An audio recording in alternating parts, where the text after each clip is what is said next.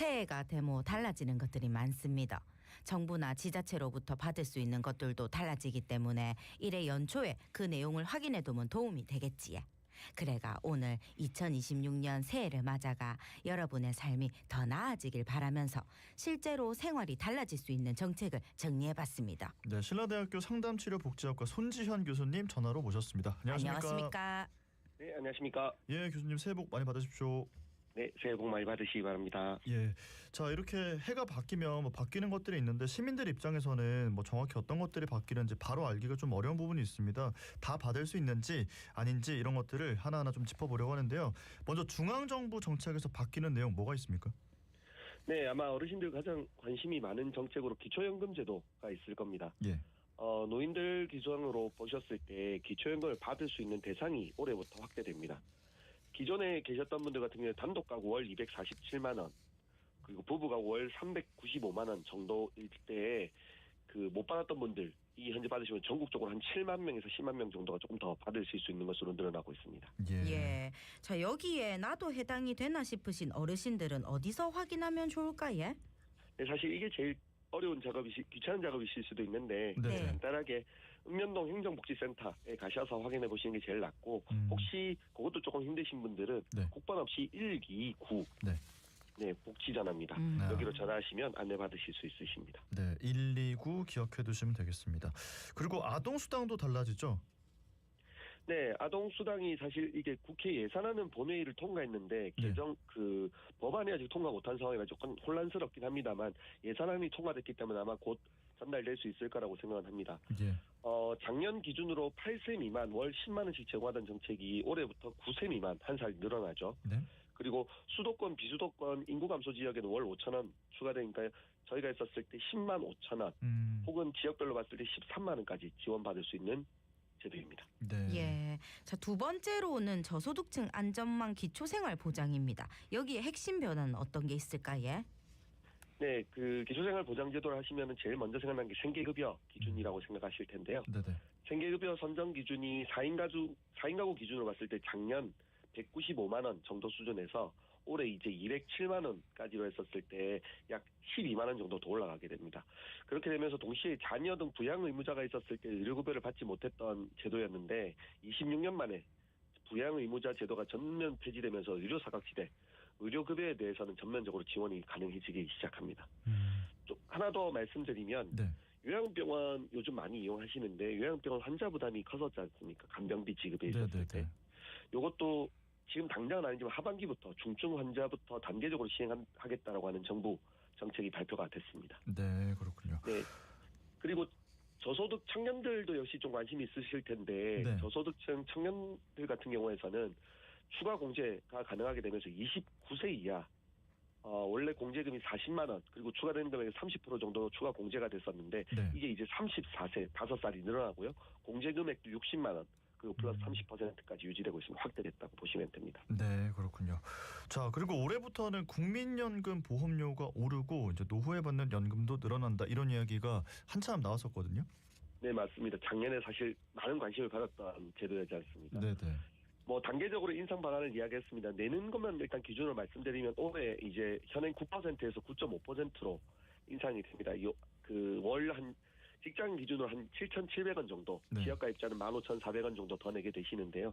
내시는 게 조금 힘들다 이렇게 하시는 분도 있으시겠지만 연금으로 받는 금액은 더 늘어납니다. 소득 대체율이 41에서 43 정도로 형성되기 때문에 예. 그 평균적으로 보셨을 때 92,000원 정도 더 증가해서 받으실 수 있는 상황이라고 보시면 될 것 같습니다. 예. 최근 들어 항상 관심을 많이 받는 대상입니다. 청년층을 겨냥한 장치도 확대된다고요?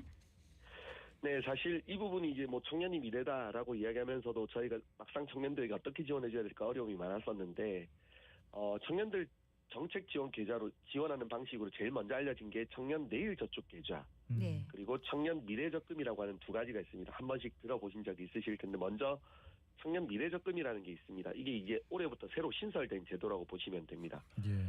가입 기간이 5년에서 3년으로 단축했고 목돈 마련을 하기 위한 부담을 줄이는 방식입니다. 지원 방식은 50만 원을 납부하시면 네. 정부가 6에서 12%를 매칭 지원합니다. 그래서 그 3년을 만기하면 최대 2,200만 원까지. 물론 뭐 일반형이 있고 우대형이 있다 이렇게 되는데 예. 뭐 우대형은 중소기업이나 신규 취업자를 대상으로 합니다. 근데 이런 게 좀 있긴 합니다만 어쨌든 3년 만기 시 원래 이제 550만 원씩 납부했으면 3년이면은 저희 했을 때 1,800만 원이지 않습니까? 그러네요. 네. 근데 3년 만기로 했었을 때는 2,200만 원까지 수령할 수 있도록 만드는 제도라서 많은 청년들이 관심을 가졌으면 좋겠습니다.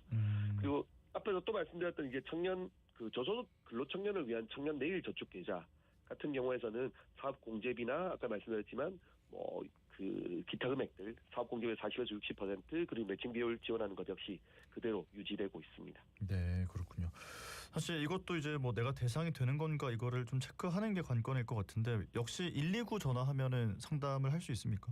네, 근데 청년분들은 사실 129를 전화해서 개별 사업을 상담받는 방식보다 저는 좀 부산시 청년지대라는 청년 플랫폼 인터넷 검색하시면 나옵니다. 부산시 네, 그러면 청년지대. 네, 청년지대라는 이름으로 되어 있는데요. 네. 거기를 검색하시면 청년들이 받으실 수 있는 다른 정책들도 다 일괄적으로 정리해놨으니까 129보다는 청년분들은 청년정책 플랫폼을 이용하시기를 바랍니다. 네. 그 밖에 또 알아두면 좋을 다른 청년 정책도 있습니까? 사실 뭐 학교 다니는 청년들이 저희가 많지 않습니까? 네. 이렇게 보시면 이제 요즘 학자금 대출이 가장 일반적으로 알려져 있을 텐데 학자금 대출 중에 있었을 때 등록금 신청 대상이 원래는 소득에 따라서 조정되고 있었습니다. 네. 예. 근데 뭐 학부생들은 그대로 소득 구간 10분이라고 생각하고요. 10분위가 높을수록 비용이 높다라고 보시면 됩니다. 네. 기존 학자금 지원 받는 데선 학부생들은 9구간 9단계였고요. 네. 대학생들은 4구간 이하였는데 네. 올해부터는 대학원생들 생활비 대출 대상을 4구간에서 6구간 이하로 좀 넓혀지고 있습니다. 그래서 대학원을 다니고 있는 청년분들께서도 이 도움을 받으실 수 있으실 것 같습니다. 그렇군요. 예. 네. 그리고 돌봄에 대한 부분도 보겠습니다. 통합 돌봄이 본격적으로 시행된다는 얘기가 있습니다. 네. 통합돌봄이라는 이야기가 어색한 분들이 많으셨는데 이제는 조금 제도가 사회 시행된 지 한 8년 정도 되다 보니까 들어보신 분들이 꽤 있으실 거라고 생각합니다. 네. 시범적으로 진행하던 사업이 2022년 올해부터 이제 돌봄통합지원법이라는 제도가 통과됐습니다. 그래서 지방정부가 중심이 되어서 의료, 요양, 돌봄, 주거, 식사, 아동지원 등을 한 덩어리로 연계해서 지원하는 통합돌봄 사업이 전국 시행 단계로 진행됩니다. 예. 그러니까 이게 시설로 가기 전에 집에서 최대한 좀 편하게 지낼 수 있도록 한다. 이게 지금 가는 방향인 거죠? 사실 뭐 여기 계신 분들 누구나 마찬가지면 요양병원 가는 거는 마지막 선택이라고 생각하는 분들이 많으시지 않습니까? 그렇죠. 예. 약간 뭐 인식의 변화는 저는 필요하다고 생각을 합니다만 그런 의견을 최대한 받아들여서 장기간 뭐 자신이 살던 곳에서 자신이 지낼 수 있도록 한다라고 하는 방향은 일치한다라고 보여집니다. 예. 그리고 또 중요한 부분입니다. 자녀 양육 부담을 완화하기 위한 정책도 있을까요? 네, 사실 이게 아동 청년들과도 밀접하게 관련된 부분이라고 볼 수 있을 것 같은데요. 네. 오는 3월부터 어린이집과 유치원을 다니는 4살 유아도 무상교육 혜택을 이제 받기 시작합니다. 예. 기본 보육료 이외에 부모가 내왔던 입학준비금이나 특별활동비 같은 것도 정부가 추가 지원하는 거라고 보시면 될 것 같습니다. 그리고 앞서 말씀드렸지만 7살까지 받고 있던 아동수당이 올해부터 8살까지 뭐 법은 통과 안 됐지만 전 진행된다고 예상을 하고 있는데요. 네. 한 살 올라가게 될 거고요. 뭐 그렇게 따지면 마지막에 이제 2030년이 되면 아동수당도 12살까지 단계적으로 증가시키는 것을 제안하고 있습니다. 추가적으로 그 방과 후 학교를 참여하는 그 참여를 희망하는 초등학교 3학년에 대해서도 네. 방과 후 프로그램 이용권이 함께 제공되기 시작합니다. 뭐 가벼운 얘기는 아닙니다만 작년에 부산에서 그 야간에 아동들이 화재 사건이 좀 있었지 않습니까? 네. 예. 그래서 어린이집 야간에 어린이집 운영하는 것도 개수를 넓혀야겠다라고 현재 제안한 상황입니다. 네. 자, 그리고 일하는 엄마, 일하는 아빠를 위한 정책들도 좀 짚어주신다면요? 네, 사실 고용노동부가 육아기 10시 출근제를 신설합니다. 네. 육아를 위해서 1시간 늦게 출근하거나 1시간 일찍 퇴근할 수 있게 되는데 아마 그 자녀를 두신 분들은 이 1시간 얼마나 중요한지 예상하실 수 있게 될 겁니다. 그리고 이 제도가 뭐 노동자들이 받다 보니까 사업주에게 좀 불편함이 있을 수 같다라고 하는 반감을 줄이기 위해서 네. 노동자 한 명당 사업주에게는 월 30만 원 최대 1년간 지원하면서 반감도 줄이는 제도로 넘어가고 있습니다. 예. 동시에 출산 전후 급여 상한액도 지금 210만 원이었는데 부족하다는 의견 많으셨지 않습니까? 그렇죠. 이게 이제 220만 원으로 오른다 보시면 될 것 같습니다. 예. 그럼 이제 부산시 이야기로 넘어가겠습니다. 부산시도 2026년에 달라지는 제도 시책을 발표했는데 주요 내용 짚어주실까요? 네, 한 2년 정도 됐는데요. 부산에서 직접 굉장히 그 통합돌봄 정책으로 많이 하고 있는 부산 함께 돌봄이라는 서비스가 있습니다. 네. 이 서비스 관심 있는 분 한번 보시면 좋을 것 같은데 기존의 중위소득 70% 이하인 분들에게 전액 지원했던 서비스였는데 예. 원래 6종 서비스가 지원되고 있던 것들을 현재 8종 서비스로 증가되고 있고 중위소득 기준으로 했을 때 100% 모든 분들께 현재 지원이 가능한 방식으로 바뀌어졌습니다. 네. 내용은 간단하게 한 번 더 아까 말씀드렸지만 홈페이지나 내용 한번 확인해 보시면 좋을 것 같습니다. 네. 자, 그리고 부산에서 추진하고 있는 기초생활보장 긴급복지 생계비 인상 이 부분도 들어가 있는 걸 좀 짚어주시면 좋을 것 같습니다. 네, 그 부산시 발표 자료입니다. 1인 82만 원, 4인으로 봤을 때 207만 원이라고 하는 내용이 있었는데 요게 이제 긴급복지 지원계 지원금 4인 기준으로 했었을 때 199만 4천 원 정도의 상향 내용으로 조금 더 부산시에서 기초생활수급 대상자에게 조금 더 지원이 제공되고 있다라고 보시면 될 것 같습니다. 네. 예. 그리고 오랜 기간 부산에서 어려움을 겪었던 주거 관련한 이슈가 있었습니다. 부산 전세 사기 피해자들에 대한 지원이 신설됐다고 하던데 어떤 내용입니까? 네, 늦었지만 어쨌든 환영할 만한 이야기인데요. 전세 사기 피해자 분들이 살고 있는 집이 사실 관리 안 되는 문제가 굉장히 어려웠습니다. 힘들었었습니다. 이게 누가 주인인지 명확하지 않으니까요. 근데 전세 사기 피해자 공용부 보수 비용 지원 한도 2천만 원입니다. 관련해서 이때 시설 개선 지원 사업을 신설해서 안전확보가 시급한 피해 주택의 복구를 지원한다고 밝히고 있습니다. 네.